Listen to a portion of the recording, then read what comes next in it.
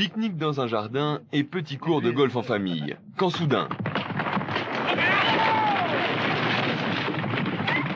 Belle journée d'été pour cette famille australienne. Au programme, déjeuner au bord du lac et cours de golf entre amis pendant que les enfants jouent dans le jardin. Autant dire qu'à cet instant, personne n'imagine ce qui va suivre.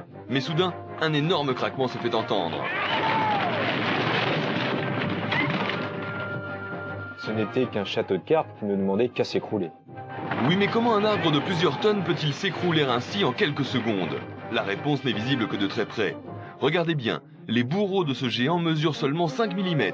Ce sont les termites. Le termite est un insecte xylophage, donc c'est un insecte qui s'attaque aux parties en bois. Le termite est un insecte qui vit en colonie. Cette colonie peut être composée de plusieurs milliers, voire de plusieurs millions d'individus. Alors, le termite accède à ces parties en bois par des galeries souterraines et ensuite s'attaque au cœur de la partie en bois et va complètement manger cet intérieur. Sur ces images, il paraissait que le bois d'extérieur était en relativement bon état. Par contre, à l'intérieur, il était complètement attaqué. Impossible donc de voir à l'œil nu que cet arbre présentait un quelconque danger. Les termites mangent l'intérieur de l'arbre, une partie des fibres qui permettent de tenir l'arbre.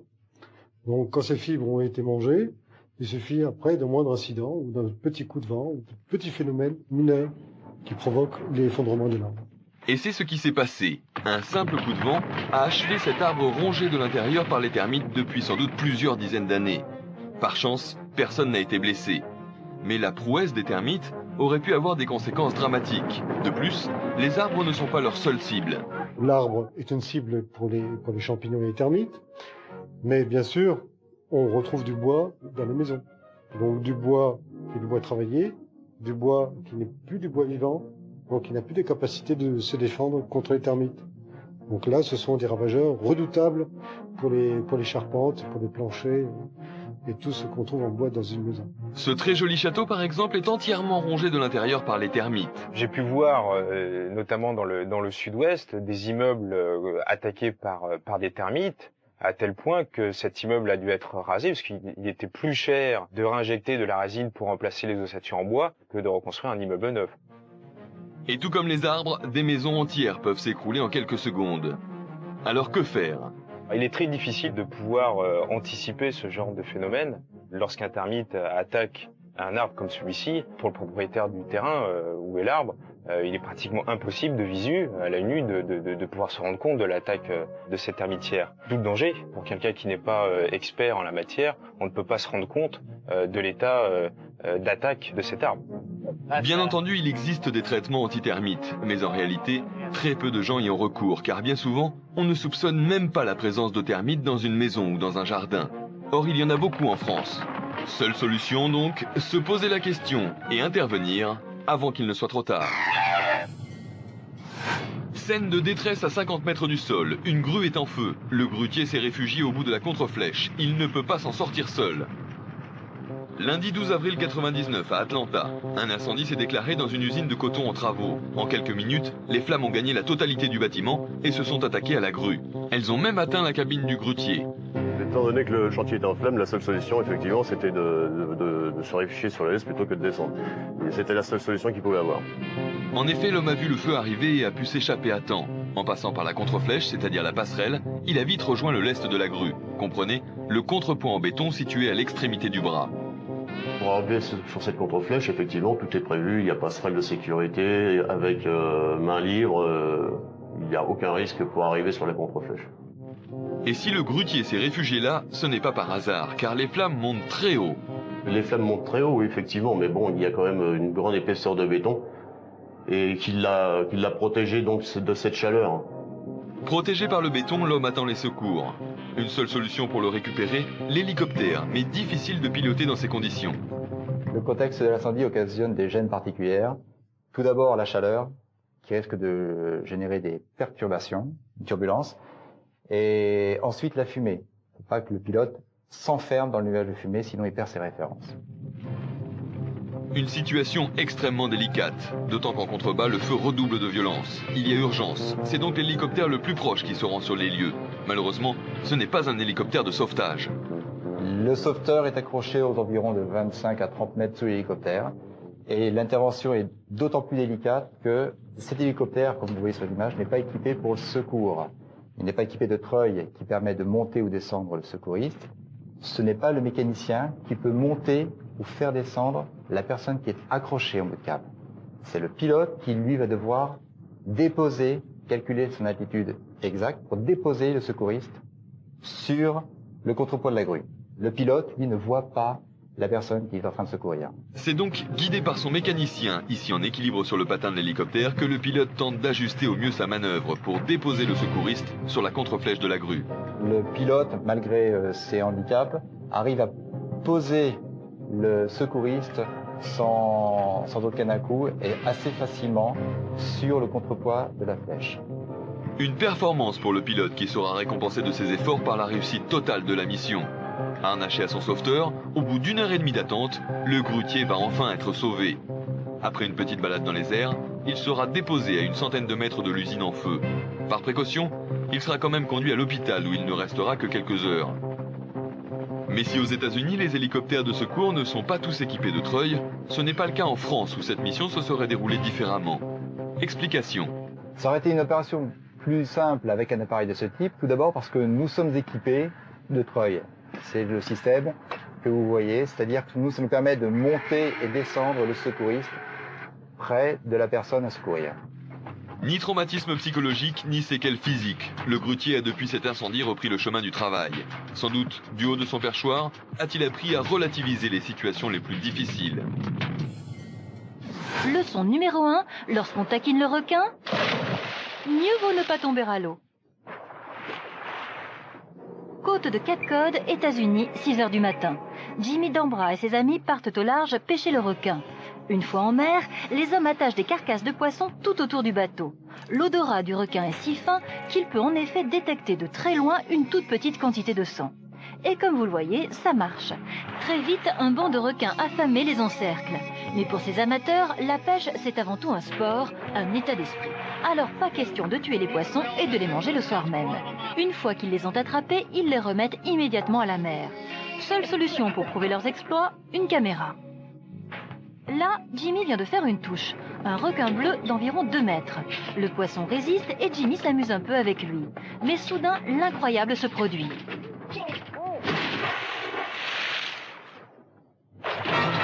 Tout de suite, ses amis se précipitent pour le sortir de l'eau. Pour ne pas subir le même sort que Jimmy, 2 d'entre eux se penchent et tentent de le hisser à bord, pendant que les 3 autres les retiennent par la ceinture. Jimmy est à la mer, au milieu d'un banc de requins excités, et ses amis n'arrivent pas à le remonter à bord. Les secondes passent, la scène devient tragicomique. Dans l'affolement général, personne ne pense à ouvrir la petite porte qui se trouve juste sous leur nez. Jimmy, lui, a de plus en plus peur. Il n'arrive plus à maintenir ses jambes à la surface.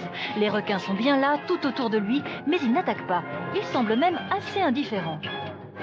Enfin, les pêcheurs pensent à cette ouverture très astucieuse et ils tirent Jimmy à bord, presque étonnés qu'il soit toujours entier. Lorsque je suis passé par-dessus bord, je me suis dit, j'y crois pas, je vais mourir comme ça. Mais pourtant, dans son malheur, Jimmy a eu le bon réflexe. Je ne pensais qu'aux 4 ou 5 requins qui étaient en train de nager autour du bateau. Et j'essayais de garder mes jambes à la surface pour qu'ils ne puissent pas me mordre. Mais au fait, pourquoi Jimmy est-il tombé? Le moulinet ne fonctionnait pas correctement. La ligne ne se détendait pas. Le requin a tiré, je n'ai pas pu faire levier, je suis tombé. De retour sur le bateau, Jimmy est encore sous le choc.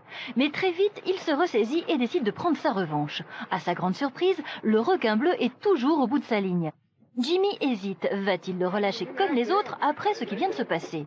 Ça peut paraître paradoxal, mais il va se montrer très fair-play. Quand on l'a ramené sur le bateau, le capitaine m'a demandé « Qu'est-ce que tu vas en faire ?» Et je lui ai dit « Laisse-le partir ». Il m'a dit « Tu es fou, si cela m'était arrivé, je l'empaillerais et je l'accrocherais au mur. » Et j'ai répété « Non, laisse-le partir ». Jimmy a préféré se comporter en gentleman pêcheur, mais il peut bien se vanter aujourd'hui d'avoir côtoyé de très près ce que l'on surnomme les dents de la mer. Un petit bateau qui se retrouve entouré d'orques ou une balade en mer pleine d'imprévus. Vacances tranquilles au Canada pour la famille Richmond, originaire de Seattle. Partis faire un pique-nique en mer sur un tout petit bateau, ils décident de s'arrêter pour déjeuner quand soudain, ils vont avoir la visite inespérée de plusieurs convives imprévus. Ils viennent par ici. Il semblerait qu'un banc d'orques se rapproche du bateau. Et en effet, Ne faites pas de bruit, les enfants, regardez-les. Il faut pas faire de bruit, ils viennent par ici. les deux enfants dévorent la mer des yeux, espérant voir ressurgir les grosses bêtes. Les parents, eux, ne sont pas totalement rassurés. Ils viennent vers nous, je crois. Ouais, on dirait qu'ils nagent vers nous maintenant. Plus rien ne bouge à l'horizon, apparemment les orques sont partis. Mais soudain... Oh mon Dieu! Wow! Ils tournent autour de nous. Oh le poisson! T'as vu le poisson? Ils chassent les poissons sur notre bateau!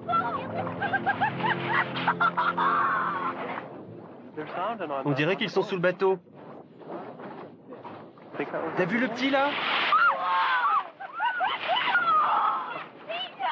Oh, il y a un poisson juste ici. Oh mon Dieu, il va l'attraper. Oh mon Dieu, regardez-les. Il y en a un sous le bateau? Oui, on dirait. Je vais partir. La famille Richmond assiste éblouie et aux premières loges au balai étonnant des orques autour de leur bateau. Manda, tu ne sais pas à quel point tu as de la chance de voir ça. Une chance inouïe en effet, mais malgré tout, les Richmond sont partagés entre angoisse et admiration. L'orque est impressionnant, certes, mais il est aussi dangereux. L'orque est le grand prédateur des mers. L'être humain n'est qu'un sujet parmi tant d'autres quand on est sur l'eau. Je pense qu'il est plutôt indifférent à l'homme tant que l'homme ne l'embête pas. Mais loin de vouloir embêter les orques, la famille Richmond les observe. Soudain, l'un des orques heurte le bateau à nouveau. Oh mon Dieu! Alors pourquoi les orques sont-ils si près? Tout simplement parce qu'ils traquent un poisson qui n'a rien trouvé de mieux que de se cacher sous le bateau. Si les parents s'inquiètent, les enfants, eux, s'amusent comme des petits fous. Ce qui est à craindre, ce n'est pas une attaque. Les orques vont pas attaquer le bateau, ça c'est clair. Ce qui est à craindre, c'est qu'un orque maladroit bouscule le bateau. En fait, il y a très peu de risques que cela se produise. L'animal évite parfaitement le bateau. Il sait exactement où il est, hein. Il sait que c'est quelque chose qui se mange pas, qu'il y a des êtres humains dessus, dont il s'en moque éperdument, hein. Il va pas éviter le bateau principalement parce qu'il y a des êtres humains dessus. Il est en train de pêcher, il va faire le tour du bateau parce qu'il sait que c'est en dur, il n'a pas envie de heurter quelque chose qui est en dur. Que faire? Quelle décision prendre? Partir? Rester? Sans même le savoir, le père de famille a le bon réflexe. Oh mon Dieu, il va les choper. Regarde, il y a un poisson juste ici. À partir du moment que le bateau s'est trouvé à l'arrêt entouré d'orques, le père a eu raison de ne pas démarrer le moteur et partir. Il a eu raison de rester tranquillement là. Les orques lui avaient bien montré qu'il l'agressait pas, il tournait autour, il l'ignorait.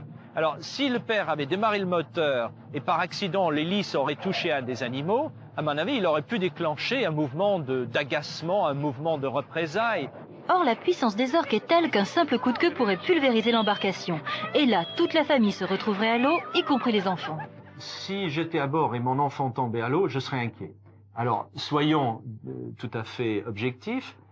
L'orque, à mon avis, ne considérerait pas l'enfant comme quelque chose à manger. Sauf s'il est en train de chasser des otaries à côté et se trompe en disant « tiens, voilà un otari ». Ce qu'il pourrait risquer, par contre, c'est pas de se faire manger, mais que l'orque décide de jouer avec. Il dit « tiens, qu'est-ce que c'est cette chose? On va jouer avec ». Un peu comme un poupée de chiffon. Mais heureusement, rien de tout ça ne s'est produit. Finalement, les orques repartiront tranquillement en quête d'autre nourriture. Quant aux Richmond, ils se souviendront longtemps de leur pique-nique mouvementé avec les seigneurs des mers. Un seigneur qu'ils ont eu le rare privilège d'entendre chanter.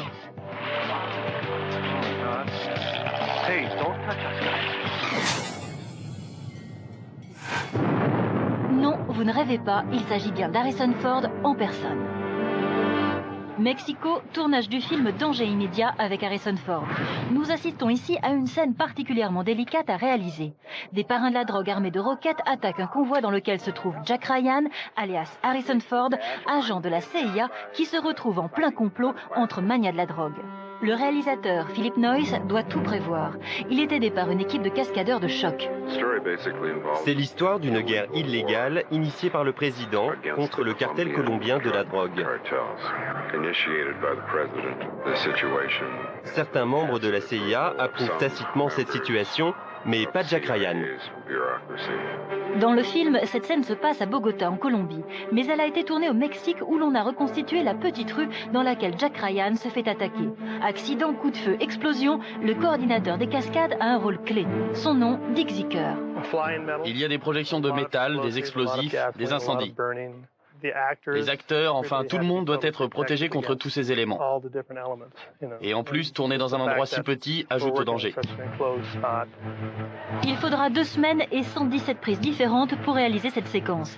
Avant tout, le réalisateur a conçu un storyboard, c'est-à-dire une sorte de bande dessinée représentant la scène découpée en une succession de plans. Le coordinateur de cascade doit transformer ses dessins en action. Évidemment, personne ne doit être exposé au moindre danger. Pour le tournage, tous les véhicules sont modifiés. Mais difficile de travailler avec Harrison Ford, il se jette à fond dans l'action. Pour le protéger, il faut le retenir. Il est capable de faire n'importe quelle cascade comme n'importe quel cascadeur. C'est donc toujours difficile de le dissuader parce qu'il veut se faire éjecter de la voiture et retomber au sol. Et il le fait tellement bien que c'est difficile pour moi en tant que coordinateur de cascade de lui dire non. Mais s'il devait être blessé, je n'aurais probablement plus jamais de boulot. Il adore percuter le sol. C'est une situation où on ne peut pas prendre de doublure car il s'agit d'atterrir plein cadre devant la caméra. Normalement, je mets à l'acteur des genouillères et une protection au sol ou plus encore. Lui, il met juste des coudières, des genouillères et il fonce. C'est incroyable. Les cascades d'Harrison Ford inquiètent tout le monde, mais l'acteur, lui, en savoure chaque instant. Fonceur, il s'investit totalement dans ses personnages et adore les films d'action. C'est encore plus proche de la réalité que tout ce qu'on a déjà tourné. Un scénario magnifique de Tom Clancy, un réalisateur de talent, un coordinateur de cascade de génie et une star à nul autre pareil. Une recette infaillible pour un film d'action détonnant, c'est sans doute ça, la recette du succès. Peur sur la ville et chasse aux lions urbaines. Un fauve s'est échappé d'un cirque et sème la panique dans les rues de Belfast. La police mobilisée, la population terrorisée, cette vieille dame totalement paralysée par la peur. Ce lion, qui appartient à un cirque russe en exhibition en Irlande du Nord, vient de tromper l'attention de ses dresseurs. Bien malgré lui, il sème la terreur dans le quartier. On voit des images d'un pauvre lion qui a extrêmement peur et qu'on cherche à capturer parce qu'il fait peur à tout le monde. Ce lion n'a qu'un an, mais à 1 an, c'est déjà une bête redoutable et redoutée. C'est un lion jeune, c'est un lion qui pèse autour de 300 kilos quand même, avec toute sa force. Et moi je trouve qu'il est gentil, parce qu'il fait que se défendre. Il n'attaque absolument pas. Un lion dans la nature, confronté à une situation comme ça, il y avait 3 morts. Alors comment éviter le drame? D'abord, l'animal est acculé dans les poubelles. Coincé, le lion n'a plus qu'une solution, sauter.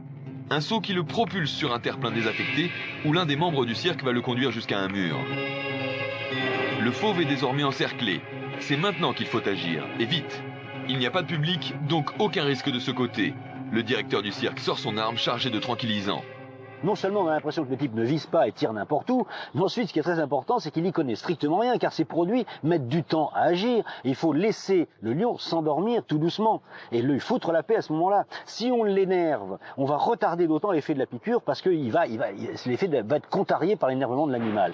Un tir approximatif, un animal stressé par une équipe terrorisée. Résultat, le fauve est en furie. Pourtant, bon réflexe, les hommes mettent en place la circulaire, c'est-à-dire les grilles de protection. Logiquement, il n'y a plus qu'à attendre que le lion s'endorme. Mais son dompteur en a décidé autrement. C'est fou ce qu'il fait là, c'est fou. C'est fou, pourquoi il fait ça?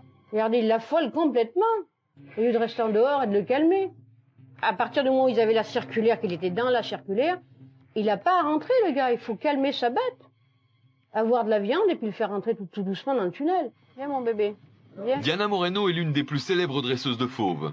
Pour elle, cette scène est intolérable. Pour le docteur Rousselet-Blanc, elle est scandaleuse.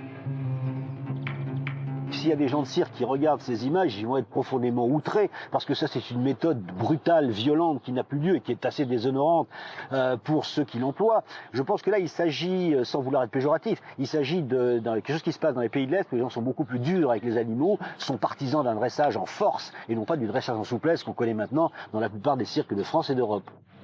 Alors justement, en France, un incident pareil peut-il se produire? Touche du bois, faut me faire toucher du bois, parce qu'on essaye de pallier un maximum à ça. Vous savez, on essaye dans la mesure de nos possibilités d'éviter tout ça. Il faut être constamment avec la sécurité. Moins d'une dizaine de fauves se seraient déjà échappés de cirque en France. Pourtant, les règles de sécurité sont strictes et depuis peu renforcées par un petit plus qui a son importance. On a prévu, vous voyez, ces petits trucs rouges là. En bas, c'est fermé. Et ça, c'est important. Vous voyez, dans le regard, on sait que si jamais ça, c'est là, c'est ouvert. On a le réflexe de fermer. Ça, c'est pour éviter d'oublier, je veux dire. Le pépin, c'est toujours comme ça que ça arrive. Mais pour éviter les pépins, il est également utile de rappeler ces consignes élémentaires. Que ce soit un lion, que ce soit un tigre, que ce soit un ours, que ce soit... C'est pas un jouet. Et ça, le public, il faut les avertir. Vous savez, il y a pas longtemps, j'ai vu une dame qui tendait la main à son petit garçon pour venir toucher les bêtes dans la cage. Il ne faut pas faire ça. C'est dangereux, c'est des fauves. Ils peuvent vous attraper et vous manger, tout simplement. Quant au lion du cirque russe, il regagnera finalement sa cage. Et après 2 heures de sieste due aux somnifères, il fera son numéro comme d'habitude, comme si de rien n'était.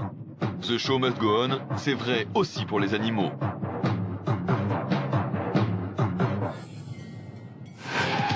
Il était venu pour entrer dans l'histoire, mais son rêve s'est effondré dès le premier tour. À 300 km/h, Philippe Gache percute un mur, puis est à son tour percuté par un autre bolide. Le Frenchie, l'attraction d'Indianapolis, qui comme chaque année organise les 500 miles, la plus mythique des courses de Formule Indy.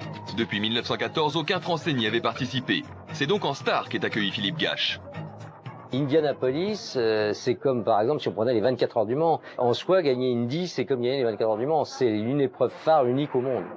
Unique au monde, et pourtant en 1992, après 1 mois de qualification, Philippe Gache accède au stade suprême de la compétition. Devant 500 000 personnes, il va tenter d'enlever cette course qu'une trentaine de pilotes convoitent. Le départ vient d'être donné.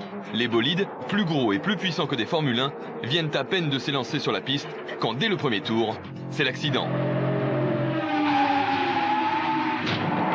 La voiture de Philippe Gache a percuté le mur. Malheureusement, ce n'est pas fini. J'ai tapé le mur à 370 km/h une première fois. Et le concurrent qui m'a heurté, lui, devait être encore, il avait ralenti, mais il devait être encore, ça je le sais moins, mais je pense au moins 300 km/h de toute façon. Je me suis fait déventer par un groupe d'attardés que je rattrapais. Donc la voiture a perdu son adhérence aérodynamique subitement et la voiture est partie en tête à queue, donc j'ai heurté le mur à cause de ça. C'est une erreur de débutant un petit peu. Le danger quand on tape le mur, c'est que la voiture rebondit comme une boule de billard et elle revient au milieu de la piste. Et si, comme les pilotes roulent en peloton, les voitures qui sont derrière, la plupart du temps, ne peuvent pas l'éviter. Et c'est exactement ce qui se passe. Le choc est impressionnant. Philippe Gache fait tout pour l'amortir. J'essaie jusqu'au dernier moment, jusqu'à l'impact, de trouver une situation la plus favorable possible, donc un angle d'impact plus favorable. Jusqu'au dernier moment, on pense arriver à trouver une solution encore, et puis quand tout est vraiment terminé, ça a beau se passer en quelques centièmes de seconde, ça paraît long. Là après, il faut prendre les freins pour essayer uniquement de ralentir l'auto pour diminuer la violence de l'impact. Un dixième de seconde plus tôt ou plus tard, l'impact aurait pu être dramatique, et pourtant, Philippe est toujours conscient, il le signale par ce geste. J'ai eu ce réflexe pour signaler ma présence. Bon, c'est clair que ça servait à rien, mais je l'ai quand même eu. J'avais très peur d'avoir les jambes esquintées, donc j'ai vérifié que mes jambes étaient intactes, quoi. Donc c'est tout bête, mais j'ai fait marcher mes mollets, mes chevilles, mes genoux, et pour me rendre compte qu'en fait j'avais rien du tout. Rien du tout ou presque. Philippe Gache est évacué d'urgence, mais il n'a qu'une légère contusion au bras. À ce moment-là, sa femme ne sait pas qu'il n'est que légèrement blessé. Personnellement, au moment de l'accident, j'étais devant la ligne des départs. Donc devant la ligne des départs, c'est la ligne droite, on ne voit pas les virages. Simplement, j'étais face à un écran géant où était marquée la situation de la course et l'ovale représenté. Donc il y avait écrit à ce moment-là « Crash in a turn 1, Philippe Gache ». Entre le moment où j'ai pris connaissance de l'accident et le moment où j'ai pu voir Philippe, il s'est passé très peu de temps, peut-être 5 minutes, 5 à 10 minutes. Mais ça a été terrible, ça a été 10 minutes d'angoisse où on imagine le pire. Puis quand je l'ai vu sain et sauf, je me suis dit que bon, la petite étoile était toujours là. Et après, il y a eu une peur rétroactive quand on a vu l'état de la voiture et les images que je n'avais donc pas vues. Soulagé, Philippe Gache et sa femme iront dès le lendemain déposer un cierge à l'église d'Indianapolis. Et tout de suite après le crash, Philippe prendra cette décision irrévocable.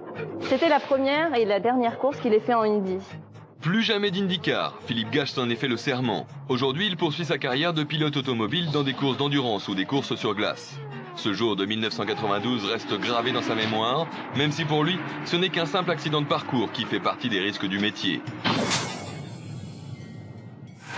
Ce jeune artiste va apprendre à ses dépens qu'à trop jouer avec le feu, on finit par se brûler.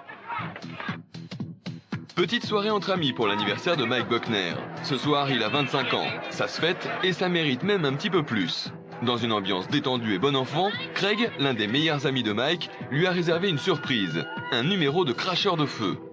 Passionné par cet art, Craig aimerait en faire son métier. Cette soirée est pour lui l'occasion de tester les numéros qu'il a mis au point devant un public qui lui est d'emblée largement acquis. Et ça marche. Craig a commencé par manger du feu, maintenant il va véritablement cracher le feu. Pour ce faire, il met dans sa bouche un produit très inflammable, réservé aux professionnels du cirque. Il va le recracher immédiatement sur la torche enflammée afin d'obtenir la flamme la plus grande et la plus belle possible. Réussite totale. Pour l'instant, Craig remporte un succès fou. Malheureusement, sa deuxième tentative va mal tourner.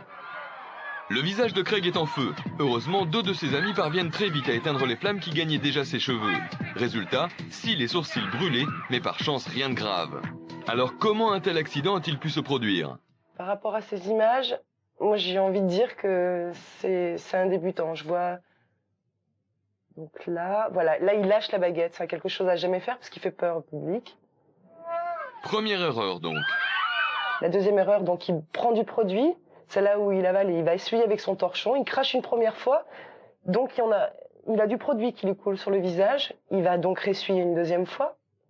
Et c'est là où en fait, en essuyant avec son torchon, il se met du produit sur le visage et c'est là qu'il va prendre feu.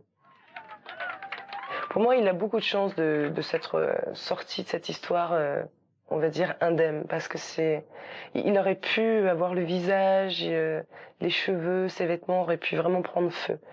Donc à mon avis, il a eu un gros coup de chance. La maîtrise du feu, ça s'apprend, je veux dire, ça s'improvise pas en 2-3 mouvements comme ça. On peut pas faire n'importe quoi. Il y a des règles, il y a des... le feu, j'ai envie de dire, ça se domine. Mais pour dominer le feu, Marie a aussi ses trucs. Par exemple, avant chaque numéro, elle boit un gel spécial qui lui tapisse la gorge, l'œsophage et l'estomac. Donc voilà, je viens de boire mon liquide, de façon à me protéger à l'intérieur. Et avant de faire mon numéro, je prends tout un tas de précautions. Bon, déjà, je le bois. Ensuite, je me maquille, de façon à pouvoir avoir une crème de façon à me protéger. Et puis j'ai mon chiffon aussi qui est bien sec. Mes torches. Et c'est parti. En 10 années de carrière, Marie n'a jamais dérogé à ses règles. C'est sans doute ce qui lui a permis d'être reconnue des professionnels du milieu, où elle est une des rares femmes à travailler avec le feu. La moindre faute d'inattention peut avoir de graves conséquences. Et d'ailleurs, y a-t-il d'autres risques pour les cracheurs de feu que les brûlures des mains et du visage?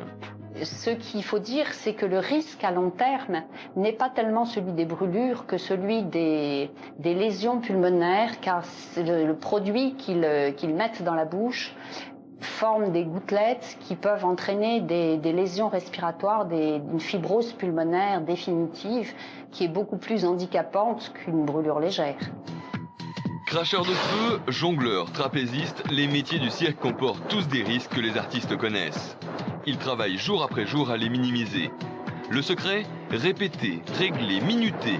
Car pour maîtriser un élément aussi dangereux avec une telle aisance, et pour exécuter ce genre de numéro, il faut réduire au minimum la place laissée au hasard et avoir au maximum confiance en soi et en ses partenaires. Marie est ici entourée de toutes parts par le feu, et pourtant, elle ne tremble pas d'un millimètre.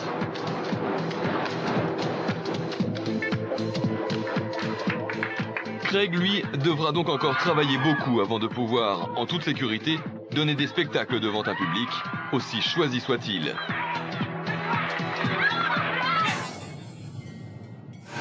L'un des accidents les plus redoutés des pilotes, le crash en mer.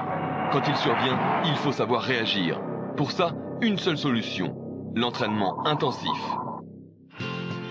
Pilote, un métier qui fait rêver tous les petits garçons du monde. Mais pour entrer dans le cercle très fermé des chevaliers du ciel et se retrouver aux commandes de ces machines de guerre, la sélection est rude. Très peu d'élus réalisent leurs rêves, au prix d'un travail long et difficile.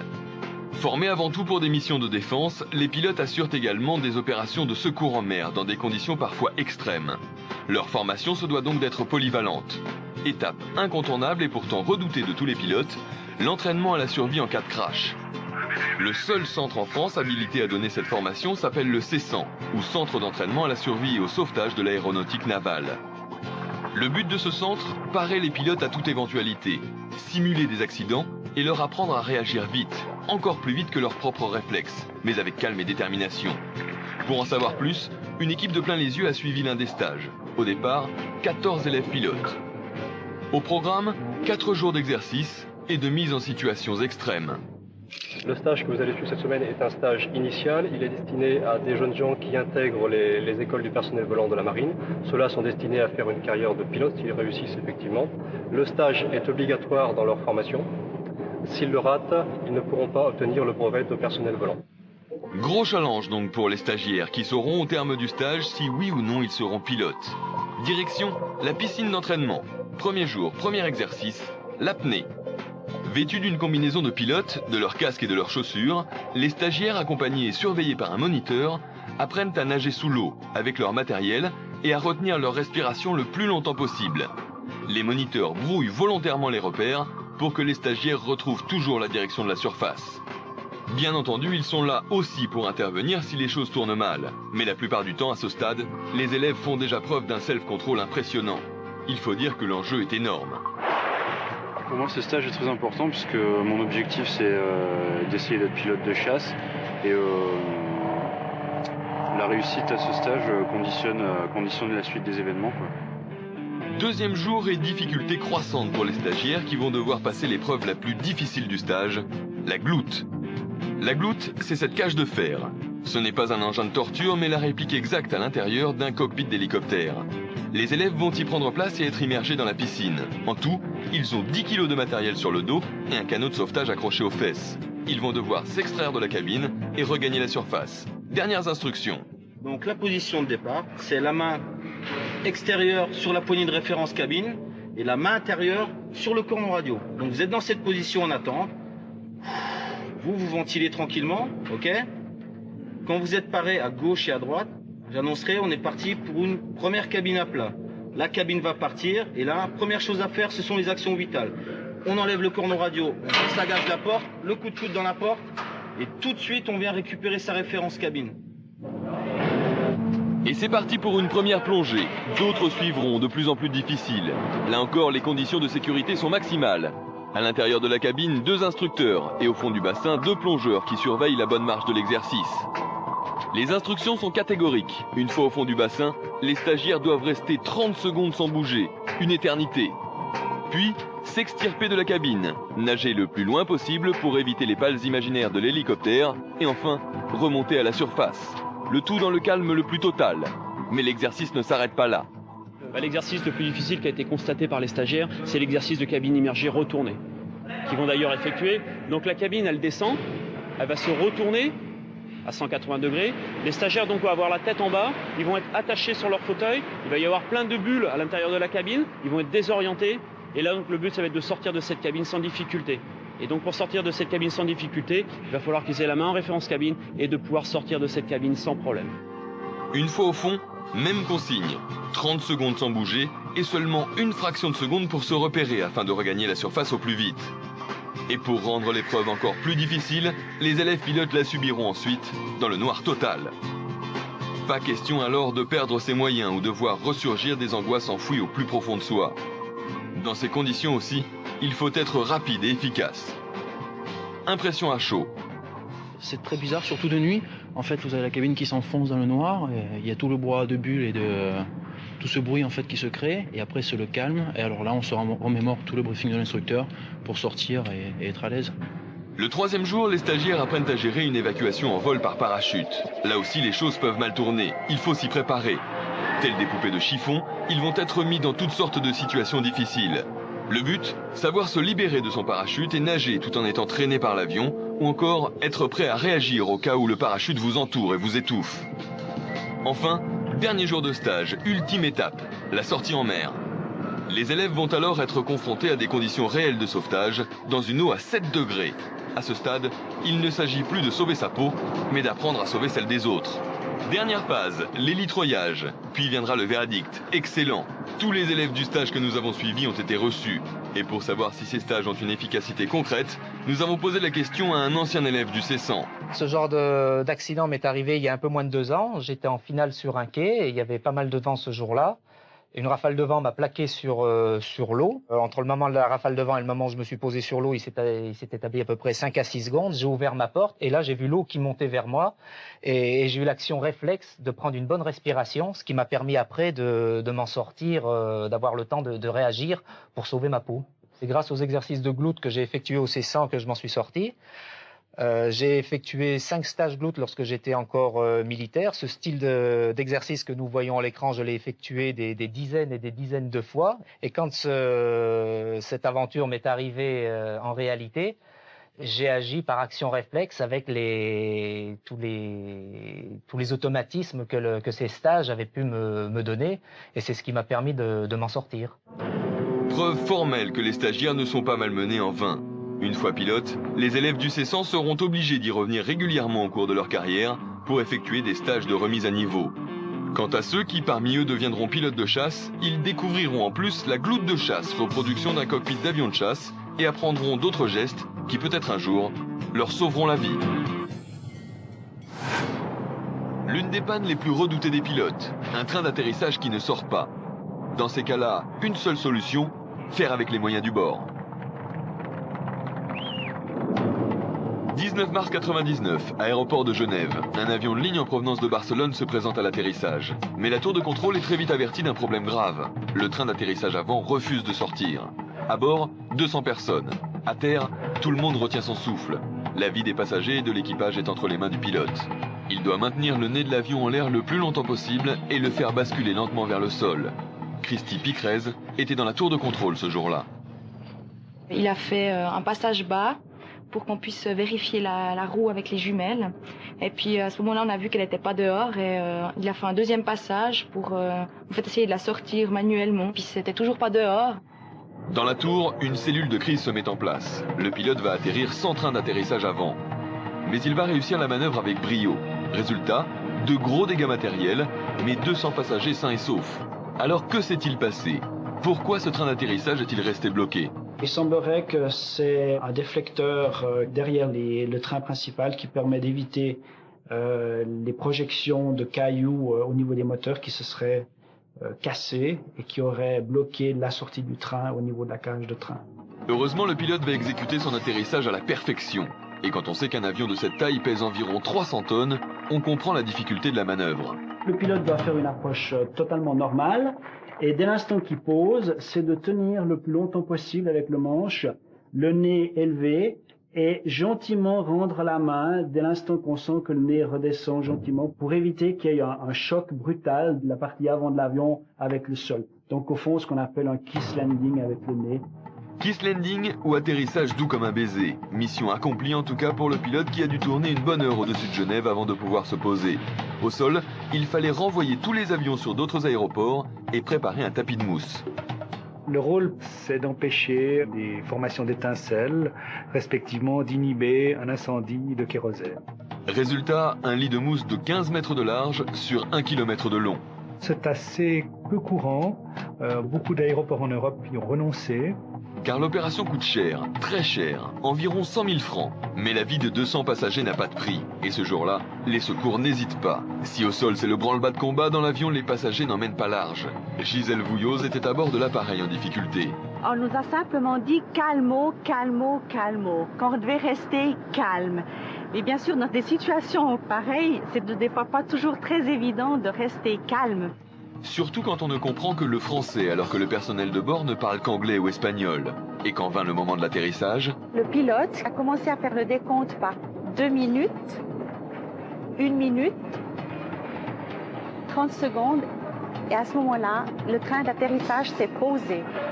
Bien sûr, il y a des images qui se défilent. On se dit, mais voilà, peut-être c'est notre dernière heure arrivée. Heureusement non. L'atterrissage se termine en douceur et même si les passagers par sécurité sont évacués en urgence, personne ne sera blessé, ni à bord, ni au sol. On est resté une fraction de seconde assise et à un moment donné, tout le monde a applaudi le pilote. C'est sûr qu'on regarde et puis on a quand même un peu la boule au ventre parce que... Puis là, c'était génial parce qu'il a super bien posé et puis on était super contents en fait. Un moment d'émotion inoubliable. Alors coup de chapeau au pilote pour la prouesse qu'il a accomplie ce jour-là, aux passagers de l'avion et à son équipage pour leur self-control, ainsi qu'au personnel au sol pour leur efficacité. Premier cri pour ce bébé tigre qui revient de loin. Refuge de Turpentine Creek à Eureka Springs dans l'Arkansas. Tigres, lions, panthères, plus de 90 animaux sauvages ont été recueillis ici, dans cette arche de Noé subventionnée par le gouvernement américain et dirigée de main de maître par Don et Hilda Jackson. Mais aujourd'hui, les deux sœurs sont confrontées à un problème grave.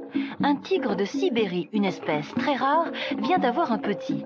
Mais la maman tigre ne s'en occupe absolument pas. Totalement dépourvue d'amour maternel, la tigresse rejette son petit qui ne peut pas survivre longtemps sans sa maman. De plus, il fait très froid. Sans la chaleur de sa mère, le petit tigre risque l'hypothermie. Il faut trouver une solution. Pour tenter de récupérer le bébé tigre, Don et Hilda vont attirer la tigresse hors de sa tanière avec du poulet cru. Et ça va marcher. Une fois la mère hors de son abri, les deux sœurs ferment la porte afin de pouvoir intervenir en toute tranquillité avec le bébé.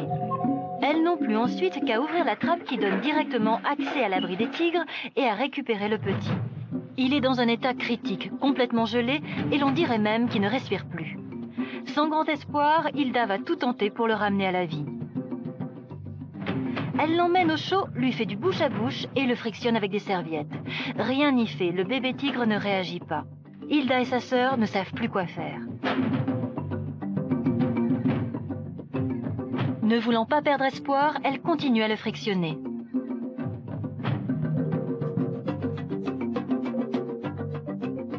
Semblant percevoir un léger mouvement, Hilda tente d'écouter son petit cœur à l'aide d'un stéthoscope.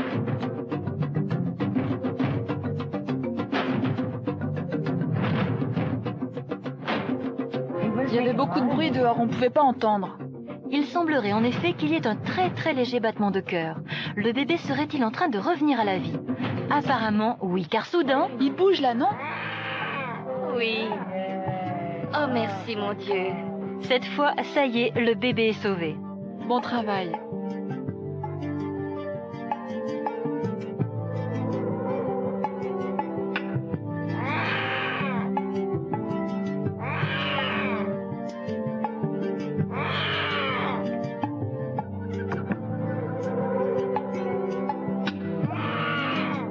Quand il a respiré pour la première fois, c'était la plus belle chose du monde. Il a commencé à grogner, on pouvait sentir qu'il respirait à nouveau. C'est le plus fort et le plus merveilleux moment d'émotion que j'ai jamais ressenti. Aujourd'hui, le bébé tigre est plein de vie. Il grandit tranquillement, heureux et blotti dans les bras de ses nouvelles mamans.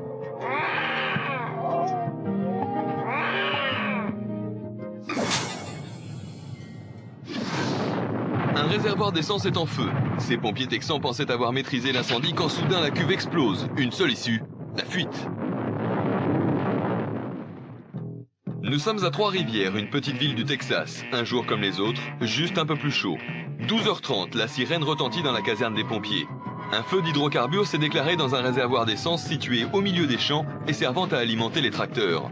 90 000 litres d'essence pure sont en train de brûler. La citerne peut exploser d'un instant à l'autre.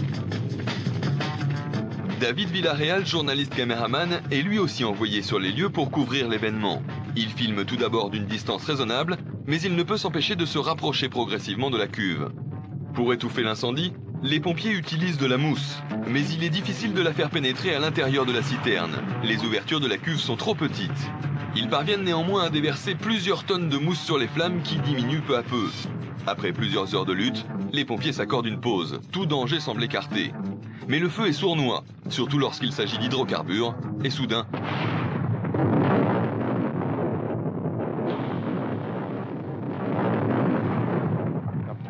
Je tournais, et j'ai vu le feu qui s'intensifiait, qui se propageait très vite. Le premier moment de surprise passé, David retourne sa caméra vers la cuve. C'est ce qui nous permet de voir sur ces images les pompiers en train de fuir. Je me suis protégé les yeux. Je tournais, je regardais de temps en temps dans le viseur ce que je filmais. C'est là que j'ai été brûlé. Je ne sais pas ce qui se serait passé si je n'avais pas protégé mes yeux. Le feu redouble de violence. Cette fois, David se résout à fuir lui aussi. Il pointe sa caméra dans son dos et continue de filmer tout en courant. J'ai couru aussi vite que possible. Et là, je me suis rendu compte que j'avais été brûlé et que j'avais mal. Pendant 1 minute, j'ai cru que je m'en sortirais pas. C'était effrayant. Sans même avoir été touché par les flammes, David a effectivement été brûlé. Ce fut également le cas de nombreux pompiers volontaires venus ce jour-là en renfort. Parmi eux, Rosie Garcia. C'était comme si la température augmentait sans cesse. J'ai regardé ma peau, elle était toute rouge. Et pendant que je regardais, je voyais des cloques apparaître. À quoi avez-vous pensé quand l'explosion s'est produite? Il n'y avait rien à penser, il fallait juste courir. En réalité, les gens qui étaient là n'ont pas été brûlés par l'air qui a été chauffé, mais par les rayons infrarouges. Et ce qui est grave, c'est que cette transmission est instantanée. C'est-à-dire que le fait de fuir à la limite ne sert à rien, que de s'éloigner de la source de chaleur. Si c'était l'air, ils auraient eu le temps de fuir. Mais ici, c'est comme une lampe à infrarouge qui, effectivement, chauffe instantanément toutes les surfaces à proximité. Ce sont en fait des brûlures du 2e degré, il y a des cloques, donc c'est bien du 2e degré. Et il n'y a pas de brûlure bénigne dès le moment où elle atteint le 2e degré. Ça peut entraîner des cicatrices indélébiles, donc quand même des gros problèmes pour le reste de la vie. La chaleur dégagée par l'explosion a donc agi comme un énorme coup de soleil à distance. Mais quelle intensité peut-elle atteindre? Dans un cas de feu d'hydrocarbures, on atteint plusieurs centaines de degrés au cœur de l'incendie. Et par rayonnement, on peut avoir de 300 à 400 degrés autour des flammes. Donc c'est très dangereux pour les personnes qui sont à proximité. Vous pouvez nous dire ce qui s'est passé? C'était comme une ébullition, comme une cocotte minute qui explose. Alors ce qui s'est passé, c'est qu'il y a eu accumulation en partie basse des hydrocarbures chauds, avec une couche de mousse qui a tenté de faire l'étouffement par-dessus. Et dès qu'il y a un trou dans cette couche de mousse, et ben en fait, par contact avec la tôle chaude du bac, il y a réinflammation et l'incendie repart. Donc malheureusement, contre une réinflammation spontanée, il n'y a pas grand-chose à faire. Il faudra finalement 2 heures aux pompiers pour maîtriser à nouveau l'incendie et près de 6 heures pour s'assurer qu'il soit cette fois bien éteint. Remise de ses blessures mais choquée par cette expérience, Rosie Garcia n'est plus pompier volontaire. Depuis, je fais toujours des cauchemars. Je fais une sorte de blocage. Quant à David Villarreal, il est toujours caméraman et continue à couvrir ce type d'événement. Un petit garçon de 11 ans est tombé dans cette crevasse étroite. Il est coincé entre ces 2 parois à 6 mètres de profondeur. Palmdale, en Californie. Paul Ark, 11 ans, faisait de l'escalade avec 2 amis lorsqu'il a glissé et est tombé entre 2 parois rocheuses. Il est coincé à 6 mètres de la surface. Le sauvetage est difficile. Paul continue à glisser. À chaque respiration, il s'enfonce un peu plus entre les 2 parois qui lui compriment la poitrine. Les pompiers doivent stopper la chute au plus vite car Paul a de plus en plus de mal à respirer. Il commence par tendre une corde sous ses pieds. Je serre un peu plus? Oui, garde-la bien serrée. Je ne veux pas qu'il glisse encore plus bas. Ne tire pas dessus, garde-la juste bien tendue. Le capitaine des pompiers sait qu'il faut faire vite, d'autant qu'il s'agit d'un enfant. Je voulais l'en sortir et le plus rapidement possible. Et j'étais très inquiet parce que j'avais peur qu'il flanche physiquement, mais aussi mentalement. Surtout qu'on n'arrivait pas à l'en sortir. Les pompiers installent plusieurs autres cordes de part et d'autre de la crevasse, sous les pieds de Paul, mais aussi sous ses bras et au niveau de sa taille. Ça fait quelque chose? Non. Tends encore la corde. Il faut absolument faire en sorte qu'il arrête de glisser. On va essayer de te soulever un peu, ok? Oui, comme ça. Ça va aller, tu vas voir. J'ai peur, ça fait mal. Les sauveteurs doivent impérativement trouver une solution pour sortir Paul de là. Ils n'ont aucune prise, l'enfant est totalement coincé. Soudain, le capitaine Roy a une idée aussi simple qu'efficace. Quand la première technique de sauvetage a échoué, on a commencé à penser « ce serait bien si la surface de la roche était lisse ». Et j'ai balancé tout de go de l'huile de cuisine. Je rigolais à moitié, ils m'ont tous regardé d'un air bizarre, et on a pensé que ça pouvait peut-être marcher. Pour éviter que Paul ne glisse davantage vers le fond avec l'huile, les pompiers glissent sous ses pieds des planches de bois. En même temps, d'autres sauveteurs lui installent des sangles en cuir autour de la taille. Puis ils déversent des litres entiers d'huile de cuisine dans la crevasse et tirent le petit garçon vers la surface. C'est ça, continuez. On l'a, allez-y. Tirez encore. Enfin, Paul est sauvé. Grâce à de l'huile de cuisine toute simple, les pompiers ont réussi à le glisser jusqu'à eux. Ce petit garçon a eu beaucoup de chance. C'est un miracle qu'il s'en soit sorti sans séquelles. Paul aura juste quelques courbatures qui ne l'empêcheront pas de se blottir dans les bras de ses parents. Mais en tout cas, une chose est sûre. Tu recommenceras l'escalade? Non. Décollage réussi, mais atterrissage imprévu pour ce motard pourtant expérimenté. Tournage d'un film sportif dans le désert du Nevada à côté de Las Vegas. Mike Diamond, 2 fois champion national de motocross acrobatique, a mis au point une véritable chorégraphie en utilisant les dunes de sable comme terrain d'expérimentation et comme rampe de lancement pour de nouvelles figures. Mike prend de plus en plus de risques. Là par exemple, il a prévu de réaliser un saut de plusieurs mètres de haut, mais il va mal se réceptionner.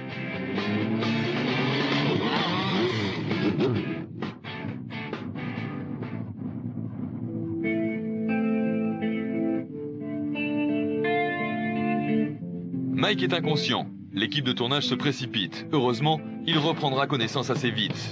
Il restera quelques jours en observation à l'hôpital, mais ne gardera aucune séquelle de son vol plané. Pourtant, il s'en souvient encore et analyse pour nous les raisons de sa chute. Peut-être qu'un jour je me souviendrai de tout. Grâce à la vidéo, j'arriverai sans doute un jour à me souvenir. Ce que je sais, c'est que j'ai flotté. Et j'ai juste touché la rampe de lancement. Je n'étais donc pas assez haut, et la vitesse que j'avais en 5e n'était pas suffisante pour me propulser vers la zone d'atterrissage. Habitué aux situations extrêmes, Mike ne s'est pas laissé impressionner par cet accident. Aujourd'hui, il est toujours cascadeur, mais a abandonné la compétition. OVNI, soucoupe, nacelle ou aile volante, dans le secret le plus absolu, les Américains fabriquent depuis plusieurs décennies des engins plus que bizarres, mais bien terriens.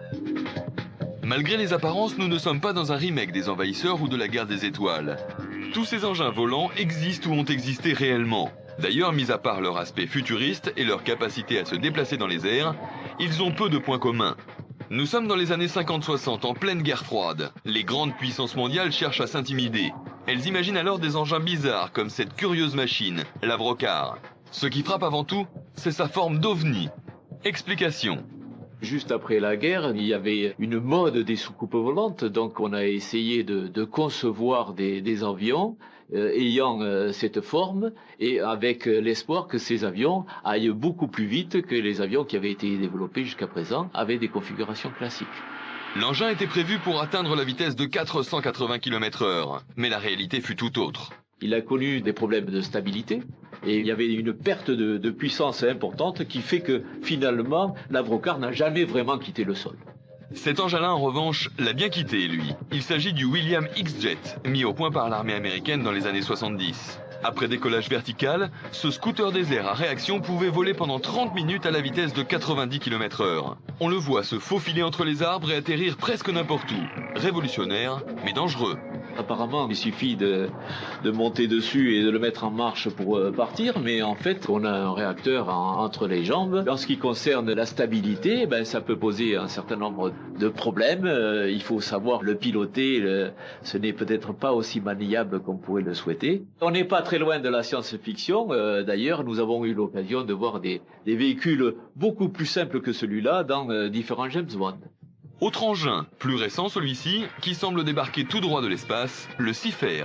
Contrôlé à distance par télécommande et équipé d'une caméra, il existe depuis 2 ans et peut se déplacer dans un rayon de 50 km. Cet engin s'appelle le CIFER.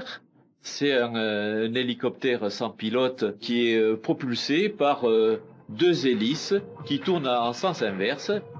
Difficile de distinguer ces 2 hélices car elles ne se trouvent pas au-dessus de l'engin comme sur un hélicoptère, mais au centre même de la machine. C'est un petit engin, CIFER, à simplement 2 mètres de diamètre. Il peut réaliser des opérations de surveillance, de reconnaissance à la fois sur le plan militaire et sur le plan civil. Dans le cas d'un incendie, envoyer un hélicoptère, ça peut mettre en jeu la vie de certaines personnes, alors qu'avec un véhicule sans pilote, ça ne pose aucune difficulté. Et le petit dernier, le voici, c'est aussi le plus écologique, le Pathfinder. Conçu par la NASA, cet avion sans pilote fonctionne uniquement avec les rayons du soleil. Grâce à un système de communication évolué, utilisant des ondes radio, le Pathfinder est dirigé par une équipe au sol. Côté autonomie, c'est le plus fort. Seule l'énergie combinée de 5 sèche-cheveux suffit à faire tourner ses hélices. Résultat, il ne dépasse pas 3 km/h mais peut voler pendant 14 heures à 21 000 mètres d'altitude. Une position idéale pour observer la forêt tropicale ou les couches atmosphériques de la Terre. Car la NASA espère bien, grâce au Pathfinder, contribuer à une connaissance plus approfondie de notre planète. Conclusion, si le CIFER semble promis à une belle carrière d'espion ou de sauveteur, l'Avrocar, lui, verra son avenir avorté par ses limites. Il en reste 2 prototypes qui reposent aujourd'hui en paix dans un musée américain. Le sort du William X-Jet reste lui plus obscur. L'engin était un peu dangereux mais il fonctionnait bien.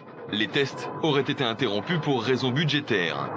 Dommage, on aurait bien imaginé une version civile de ce scooter désert, histoire de zigzaguer au-dessus des voitures, les jours d'embouteillage.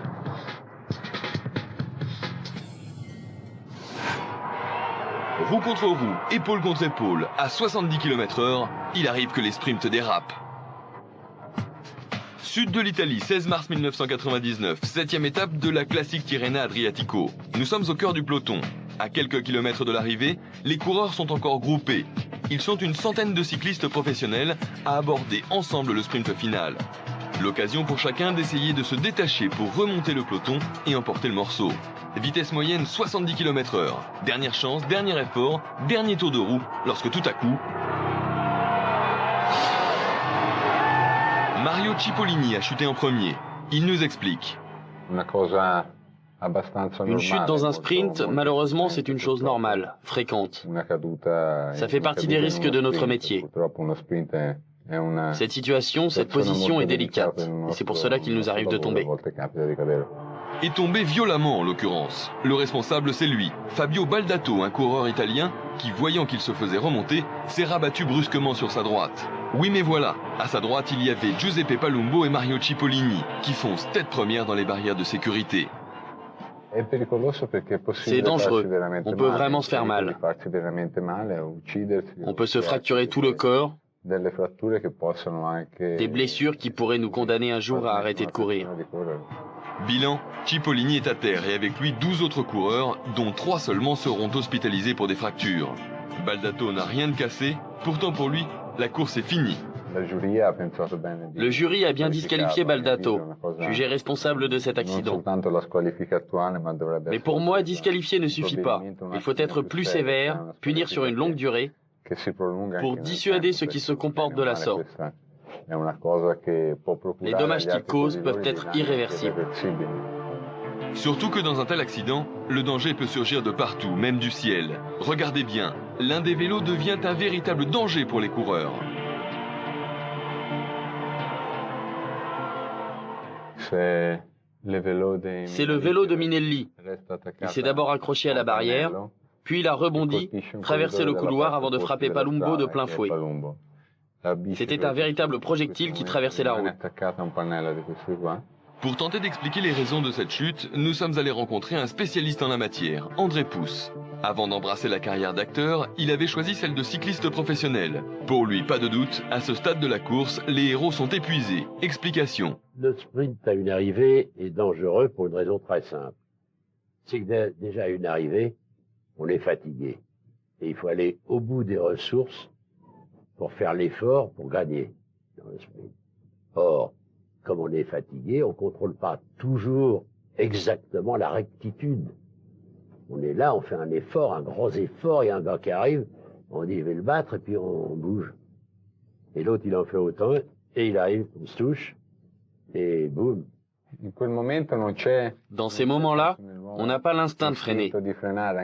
On ne veut pas freiner, surtout que ça ne te permet pas de t'en sortir pour autant. Moi, j'ai simplement cherché à me protéger, à rester tranquillement dans ma ligne, mais quand ça se passe comme ça, malheureusement, il n'y a rien à faire, c'est impossible.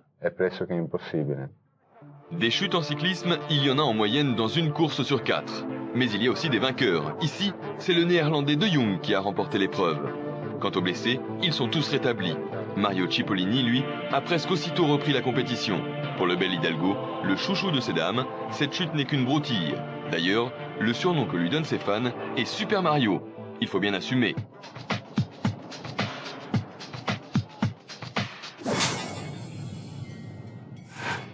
Née en 1971, Coco est une femelle gorille pas comme les autres. Depuis qu'elle a 1 an, on lui apprend à parler. Francine Patterson lui enseigne le langage des signes. Et selon elle, ça marche. Boire, par où boit le bébé? Le bébé dit boire, bouche, c'est bien. Elle a la réponse du bébé. Le bébé a dit boire, bouche, c'est juste. Coco a l'air de s'amuser beaucoup, mais en fait, elle est chargée d'une mission de la plus haute importance. Francine Patterson cherche en effet à comprendre les origines du langage chez l'homme, comme nous l'explique le primatologue Jean-Jacques Roeder. La question était de savoir, est-ce que chez des espèces qui sont aussi proches, je vous rappelle qu'un chimpanzé partage plus de 90% de son patrimoine génétique avec nous, donc nous avons des racines communes, alors pourquoi eux ne parlent pas, pourquoi nous parlons? Est-ce qu'ils seraient capables de le faire ou est-ce qu'ils seraient pas capables? Donc, est-ce qu'on va trouver un moyen de leur apprendre quelque chose et savoir découvrir leur intelligence à travers cette approche, savoir quelles sont les limites et pourquoi nous sommes vraiment restés quelque chose d'unique dans le monde biologique? Une expérience exceptionnelle qui s'est d'abord nourrie de tentatives malheureuses. Les premières études ont été réalisées dans les années 50 et ont consisté vraiment à apprendre à parler à des chimpanzés. Donc, on essayait de leur apprendre des mots. Et c'est plus tard, on s'est aperçu que, en fait, ces animaux étaient incapables de prononcer des mots. Donc, par la suite, on a utilisé une deuxième méthodologie qui consistait non pas à essayer de leur faire émettre des sons, mais à leur apprendre le langage des sourds-muets, c'est-à-dire un langage gestuel. Un espoir pas si fou qu'il n'y paraît, car les grands singes sont intelligents. Il suffit d'observer leur comportement pour le constater. Ils ont des tas de qualités que les autres animaux n'ont pas et qui rendaient possible cette expérience. Ils sont très adroits de leurs mains, ils peuvent reproduire des signes, donc ils ont toutes les capacités pour pouvoir être aptes à réaliser cette tâche. Mais s'ils peuvent nous imiter, les singes sont aussi capables de réellement communiquer. C'est ce que nous explique Pierre Tivillon, directeur du zoo de Saint-Martin-la-Plaine, près de Lyon. Il est bien évident que les gorilles et les chimpanzés nous parlent, nous interrogent, nous cherchent confiance auprès de nous. Et non seulement ils nous parlent, mais encore plus fort, ils comprennent notre langue. Comme Coco a été élevée dans un environnement où l'on parlait anglais, j'ai décidé de continuer à lui parler en anglais. Et ça devenait évident pour moi, au bout d'un moment, que lorsque je ne faisais pas de signes, ou lorsque quelqu'un ne savait pas faire de signes, il suffisait de parler. Par exemple, quelqu'un venait à sa fenêtre et disait « Quel est le signe pour bon ?» Et Coco l'exécutait immédiatement. Elle traduisait donc très clairement. Pour certains scientifiques, cette proximité entre l'homme et l'animal remet en cause l'expérience Coco. Ils n'y voient qu'une forme élaborée de dressage. C'est du moins l'avis de Jean-Jacques Roeder. En fait, cette action reste limitée parce que souvent elle se situe simplement dans le besoin d'acquérir quelque chose. Alors notamment quand on travaille avec des primates, c'est d'acquérir une récompense ou simplement de répondre à l'ordre qui a été donné par l'expérimentateur ou la personne qui travaillait avec cet animal. Cette expérience a-t-elle des limites? Pour Pierre Tivillon, qui a passé 26 ans de sa vie à élever des grands singes, elle ne prouve rien. Si vous avez un gorille ou un chimpanzé face à un éducateur ou une éducatrice, il est sûr que si une personne passe des heures et des heures avec pour lui apprendre certaines choses, eh bien ce chimpanzé saura faire. Si ce petit bout de chou de gorille, je lui apprends à taper sur le clavier du téléphone, eh bien il va taper sur le clavier du téléphone. Ça ne m'intéresse pas de savoir qu'un gorille ou un chimpanzé s'est tapé sur un clavier d'ordinateur. Ce qui m'intéresse, c'est de savoir comment il vit, comment nous pouvons mieux le comprendre pour mieux le faire vivre. Pourtant, une fois qu'ils maîtrisent ce langage, les gorilles s'en servent pour communiquer avec l'homme. Exemple. Mais il arrive quand même de cette façon à donner des informations sur son environnement et par là même, ce qui est le but du langage, c'est d'avoir une action sur l'environnement. Voilà une séquence justement où Coco demande, voilà, elle a exprimé moi, elle veut sortir, donc elle traduit ça avec ce langage gestuel, voilà, son soigneur lui ouvre la porte, ce qui lui donne accès à une zone qui est sans doute une zone de jeu où elle va pouvoir retrouver un congénère. Donc c'est une façon d'intervenir vraiment directement sur son environnement et de le modifier. Mais si les gorilles se servent de ce langage pour communiquer avec l'homme, s'en servent-ils aussi pour communiquer entre eux? Ces expériences ont montré que dans ce contexte-là, donc de communication à l'intérieur de la même espèce, l'utilisation des signaux était très très réduite. Donc, dès que l'animal se retrouve dans une situation sociale qui est la sienne, avec un congénère, il utilise très peu ce langage de communication. Coco n'a donc pas essayé, elle, de transmettre à son tour ce nouveau langage à ses semblables. Sans doute parce qu'avec eux, elle n'en avait pas besoin pour se faire comprendre. Grâce à l'amitié d'un dauphin, un jeune homme handicapé a recouvré la parole. Nous sommes à Mezaïna, petit village égyptien au pied des monts sacrés du Sinaï. C'est ici le fief des Bédouins Mezaïni. Abidallah est aujourd'hui l'une des figures les plus respectées de sa tribu. Pourtant, personne n'aurait pu l'imaginer. Issu d'une des familles les plus pauvres du groupe, il était un enfant caractériel et turbulent. À l'âge de 5 ans, il fit une chute effroyable du haut d'un dattier. Alors qu'on le croyait perdu, il survécut, mais perdit l'usage de l'ouïe et de la parole. Bien des années après sa chute, à l'âge de 17 ans, Abidallah rencontre une femelle dauphin solitaire, sans doute rejetée par son groupe. Elle va transformer sa vie. Dès leur première rencontre, quelque chose d'inexplicable passe entre eux. Quand j'étais à la surface, je n'entendais rien. Mais sous l'eau, j'entendais les cris du dauphin. Puis j'ai réussi à prononcer Olin, Olin, Olin, et à chaque fois, Olin venait vers moi. L'enfant qui criait Olin parce qu'il ne parvenait pas à dire Dolphine a aujourd'hui 22 ans. Depuis cette rencontre, il entend, et quand il parle, tout le monde le comprend. Olin, elle, a eu un petit, mais jamais elle n'a quitté la baie de Mezaïna, ni son ami Abidallah. Plusieurs scientifiques se sont penchés sur la question, ont essayé de comprendre et d'expliquer le phénomène Olin, le phénomène Abidallah. Ce n'est pas un miracle au sens religieux du terme, mais c'est un miracle comme toute relation d'amitié, toute relation d'amour est un miracle. Pour tenter de savoir si une telle relation entre un enfant et un animal peut être à l'origine de la guérison spectaculaire d'Abidallah, nous avons interrogé le professeur Hubert Montagnier. Ses travaux font référence en ce domaine. On sait effectivement que la rencontre entre le dauphin et les enfants, particulièrement les enfants en difficulté, les enfants handicapés, induit des phénomènes auxquels on ne s'attendait pas. Et on a tendance à crier au miracle à ce moment-là, tellement ce que manifeste l'enfant est inattendu. C'est étrange de voir un enfant muré sur lui-même qui, au moment de cette rencontre et au cours des rencontres successives, apparaît comme un être de communication et, dans un certain nombre de cas, de langage. Maintenant, ce qu'il faut arriver à faire, c'est mieux comprendre ce qui se passe entre l'enfant et le dauphin. Ça, c'est du domaine de la recherche. Depuis 20 ans, Anne Collet sillonne les océans pour étudier les mammifères marins. Considérée comme l'une des plus grandes spécialistes du monde des dauphins, elle nous explique en quoi l'attitude d'Olin est unique.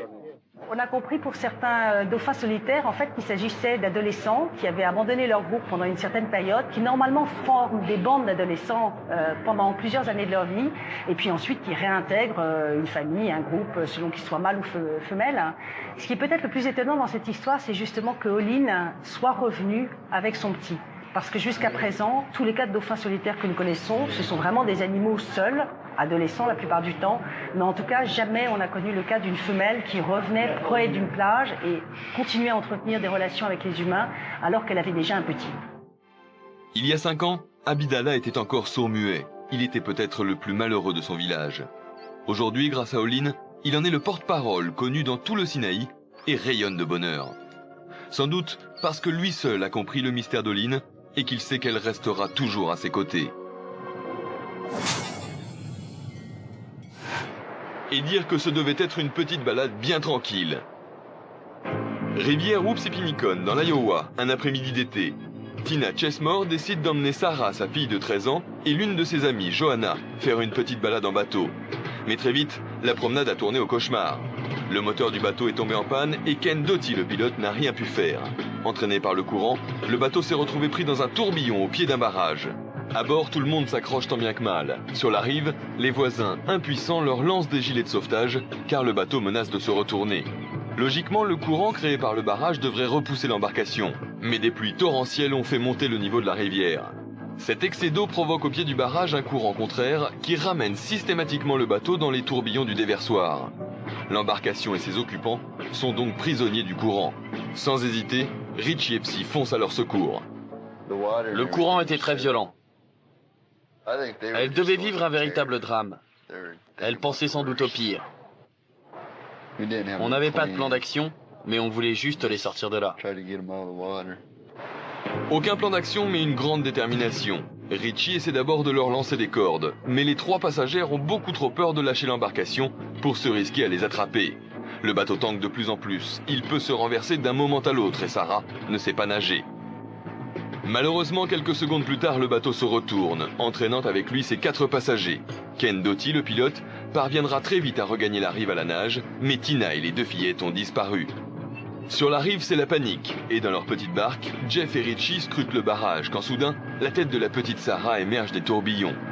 Bien qu'elle ne sache pas nager, elle se débat de toutes ses forces pour maintenir sa tête hors de l'eau. Elle réussit même tant bien que mal à s'approcher de l'embarcation où se trouvent Jeff et Richie. Ce dernier parvient à la saisir par le bras et la hisse à ses côtés. Elle est sauvée. Les 2 hommes se concentrent aussitôt sur le sauvetage de Tina et Johanna, qui sont toujours coincés sous le bateau. On essayait de les atteindre pour pouvoir les hisser hors de l'eau, mais on n'avait pas de corde assez longue à bord pour les ramener jusqu'au bateau. Heureusement, Tina et Johanna vont se battre. En nageant sous l'eau, elles vont réussir à échapper au tourbillon. Richie, lui, se rapproche d'elle au maximum, mais ne peut s'avancer trop près, de crainte que la barque ne se retrouve elle aussi prisonnière du courant. Enfin, Tina et Johanna vont réussir à agripper les cordes. Jeff et Richie vont les remonter à bord l'une après l'autre. La petite Johanna en premier, et enfin Tina, qui aujourd'hui se souvient avec émotion de ces moments difficiles. Je ne savais pas où j'étais, je croyais être en enfer, je croyais que j'allais mourir car il y avait beaucoup de bruit et il faisait très noir. Johanna, quant à elle, nous raconte ce sauvetage hors du commun. Ils ont enfin réussi à nous lancer quelques cordes. On les a attrapés, puis on a nagé. Richie Epsi m'a attrapé et m'a fait passer par-dessus lui. En fait, il m'a jeté au-dessus de lui. Mes pieds ont volé en l'air. Par sécurité, Tina, Sarah, Johanna et le pilote ont été emmenés à l'hôpital. Mais ils en ressortirent aussitôt après, sans aucune séquelle. Le week-end suivant, ils ont fêté tous ensemble leur retrouvailles et ont salué le courage de Richie qui leur a sauvé la vie. Pour moi, Richie est vraiment un héros. Et je le considère comme mon ange gardien. Car sans lui, je ne serais pas là aujourd'hui. Et d'ailleurs, aucune d'entre nous ne serait là aujourd'hui. Je me sens vraiment bien maintenant, car j'ai fait quelque chose de bien pour des gens. Ce héros d'un jour est devenu pour la famille Chesmore un ami pour la vie. Aujourd'hui, les habitants de la région savent que leur rivière n'est pas toujours un long fleuve tranquille.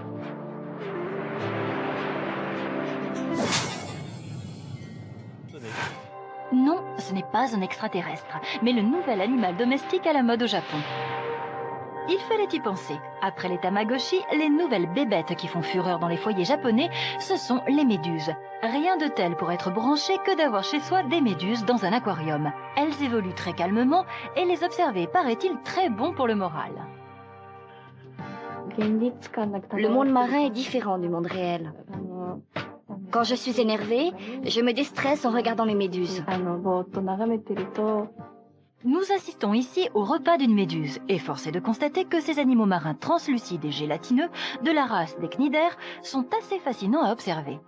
Généralement craintes pour leurs piqûres urticantes et leurs contacts gluants, les méduses sont la terreur des touristes l'été sur les plages, mais elles prennent ici une toute autre dimension presque poétique.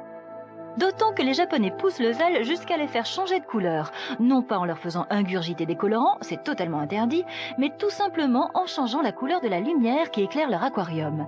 Des méduses bleues, roses ou vertes, nos bons vieux poissons rouges sont totalement dépassés, ils n'ont plus qu'à les rhabiller. Elle rêvait de faire les plus belles photos, seulement voilà, pour avoir les meilleures prises, elle s'est installée très près des voitures. Trop près. Elle ne se sert plus de béquilles, elle ne boite même plus. À la regarder marcher aujourd'hui, personne ne peut imaginer ce qu'a vécu cette passionnée de photos il y a tout juste un an. J'avais gagné un stage et le premier prix c'était passer un mois avec un reporter photographe et le suivre sur les reportages. Et voilà Claudine propulsée photo-reporter sur le rallye de la côte chalonnaise, une épreuve disputée par des pilotes amateurs. Nous sommes le 3 juillet 98. Claudine est en train de réaliser son rêve et se met en place.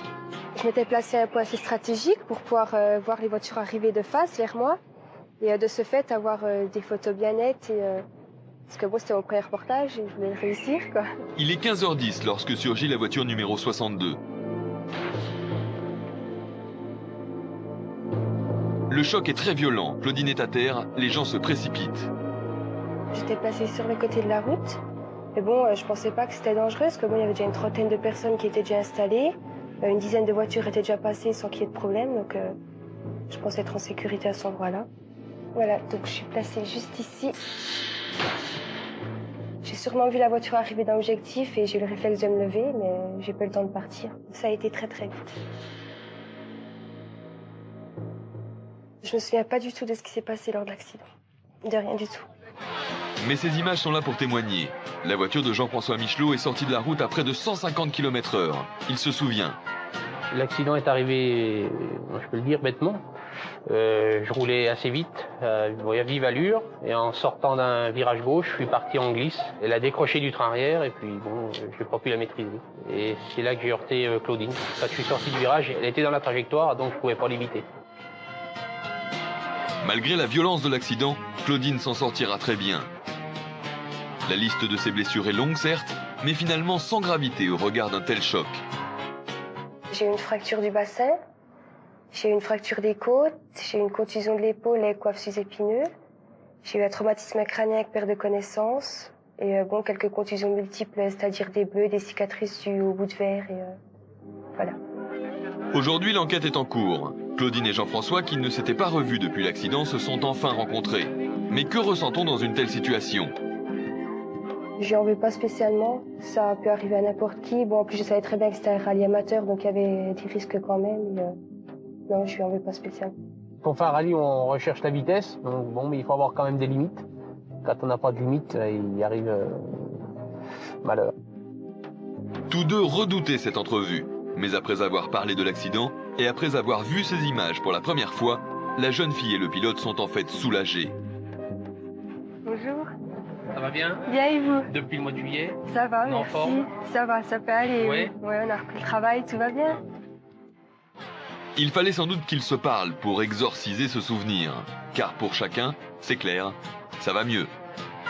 J'ai été content ce matin quand j'ai vu Claudine qu'elle me fasse un sourire parce que je ne savais pas trop comment elle allait réagir vu ce qui s'était passé. Mais bon, elle a vu que c'était la course. Jusqu'à aujourd'hui, j'avais jamais vu les images, donc je savais pas comment c'était passé. Maintenant que je les ai vues, je pense que ça va un peu m'apaiser dans le sens où j'arriverai plus vite à m'endormir et que ça ira mieux. Et de fait, depuis, Claudine s'endort chaque soir paisiblement. Cet accident ne lui a pas enlevé la foi, au contraire. Elle rêve toujours, à 19 ans, de devenir photographe professionnel. Quant à Jean-François, il a définitivement abandonné la course automobile. Depuis, j'ai arrêté le rallye, ouais. C'est vrai qu'à un moment donné, il faut savoir dire stop. Paradoxe en plein ciel, où l'histoire d'une aventure humaine et technique très risquée. Nous partons au centre-ouest des États-Unis, dans l'Utah, et plus précisément à Castle Rock, une chaîne de montagnes coupée du monde. Le décor idéal pour réaliser un tour de force inédit qui a demandé des mois de préparation. Deux cascadeurs se sont lancés un défi fou. Leur but, vous le voyez sur ce schéma, sauter d'un hélicoptère avec un seul parachute pour deux et se positionner au-dessus d'un gigantesque airbag situé au sommet d'un piton rocheux très abrupt. L'un des cascadeurs doit alors couper sa sangle, se lâcher dans le vide et atterrir au centre de l'airbag. Ces deux hommes les voici, B.G. Worth à gauche et Jeff Haberstadt. Ces cascadeurs professionnels sont habitués à doubler les plus grandes stars de films d'action, James Bond par exemple. Mais cette fois la cascade est pour eux. Il faudra 2 semaines à l'équipe technique pour concevoir et fabriquer la structure de bois sur laquelle sera posé l'airbag. Pendant ce temps, B.G. et Jeff répètent l'action des centaines de fois. Mais la réussite de la cascade dépend aussi de certains éléments incontrôlables. Tout ce qu'on peut contrôler est déjà prêt. Tout sauf 2 éléments. Le vent, on ne peut pas le prévoir bien sûr, et nous n'avons que 10 km/h de marge. Et le second élément, c'est la façon dont je vais gérer le saut. Jeff, lui, doit se détacher de B.G. et faire une chute libre de 45 mètres à l'aplomb de la falaise, sans aucune sécurité. Son seul repère pour savoir s'il coupe les sangles ou pas, ce petit ballon jaune qui flotte dans les airs et qui lui indique la force du vent. À tous les angles stratégiques, des caméramens ont déjà l'œil rivé à leur objectif. Arrivés à 3000 mètres d'altitude, B.G. et Jeff se mettent en position sur l'un des patins de l'hélicoptère. À bord, le copilote s'apprête à commenter en direct cette cascade inédite. C'est parti! Ok, ils sont partis. Et ils sont en chute libre.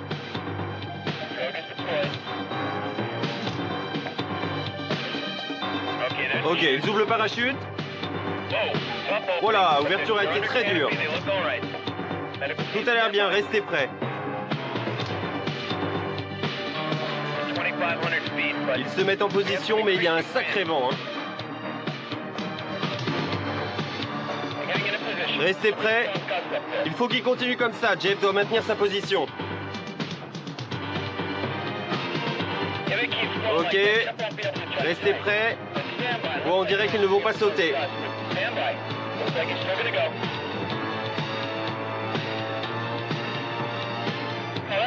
Non, ils passent à côté de l'airbag. Cette première tentative est un échec. Le vent, trop violent, les a empêchés de survoler l'airbag et ils ont même failli percuter la falaise de plein fouet. Il leur faut maintenant gérer au mieux l'atterrissage à deux avec un seul parachute, ce qui n'est pas évident, surtout pour Jeff, qui se trouve sous BG. Le choc est un peu brutal pour Jeff, mais les deux hommes s'en sortent bien. Il nous explique les raisons de leur échec. Il y a eu deux facteurs. Le premier, c'est qu'on n'arrêtait pas de se balancer d'avant en arrière. Et le deuxième, c'est que le petit ballon bougeait beaucoup. Il partait à droite, il partait à gauche. Et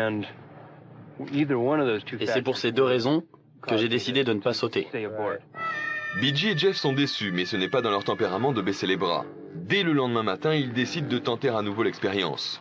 Toute l'équipe des caméramens se remet en place. À bord de l'hélicoptère, les deux cascadeurs se préparent à sauter. Ils sont optimistes car les conditions météo ont l'air plus clémentes que la veille. Ils sanglent le harnais de sécurité qui les maintient attachés l'un à l'autre et se positionnent sur le patin. Enfin, BG donne le signal. Attention, prêts, partez! C'est leur deuxième tentative mais surtout leur dernière chance. Ils n'ont pas les moyens financiers de recommencer. S'ils échouent, leur cascade ne sera plus qu'un rêve irréalisable. Ouverture, oh, très violente.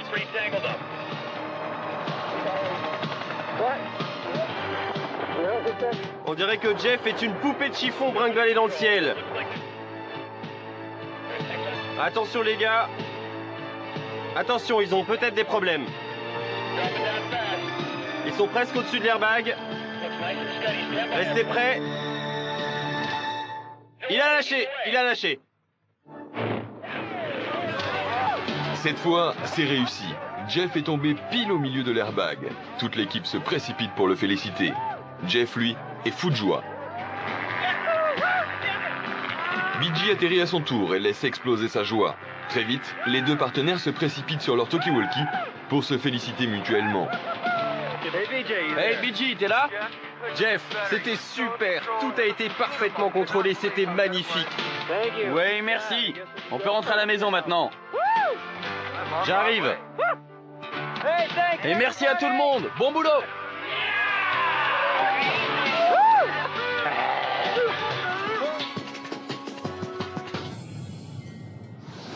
Lorsqu'un shérif se prend pour un cascadeur, voilà le résultat.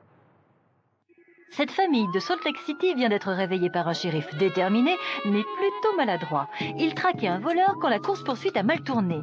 Le voleur, lui, en a profité pour filer. La scène est tellement surréaliste que le fiston de la maison n'a pu s'empêcher de la filmer et de la commenter. Un homme qui avait volé une voiture a traversé notre jardin. Il a sauté par-dessus la piscine, mais le flic, lui, n'a pas réussi. Le shérif semble prendre la chose avec humour. En tout cas, il n'est pas blessé. 1 heure plus tard, la dépanneuse arrive enfin. Mais avant d'emmener la voiture à la casse, il faut laisser l'eau s'écouler. Et ce détail inspire beaucoup notre apprenti reporter. Drôle de façon de laver sa voiture. Bilan des dégâts, un voleur en fuite, une voiture bonne pour la casse et environ 60 000 francs de réparation pour la piscine. Une nuit agitée qui va au final coûter cher à la police.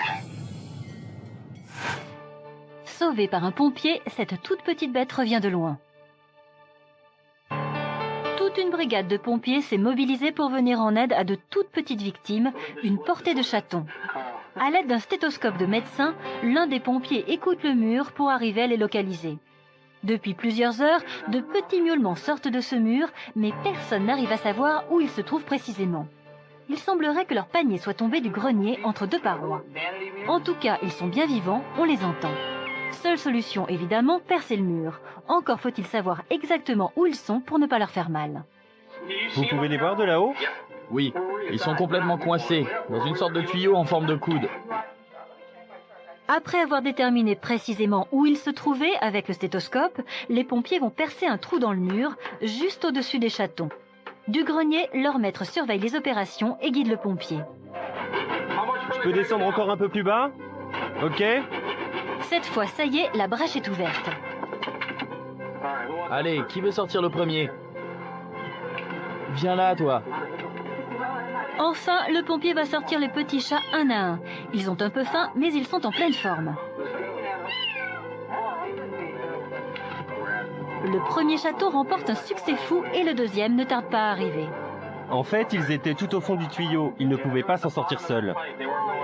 Les deux chatons sont restés coincés plus d'une heure. Leurs maîtres sont soulagés, mais ils ont du mal à récupérer leur bébé que les pompiers, très fiers, se passent de bras en bras. Bien joué, docteur. Ah, le stéthoscope, oui, je sais, ça fait bien. Ces toutes petites victimes laisseront en tout cas un souvenir ému aux pompiers de San Mateo.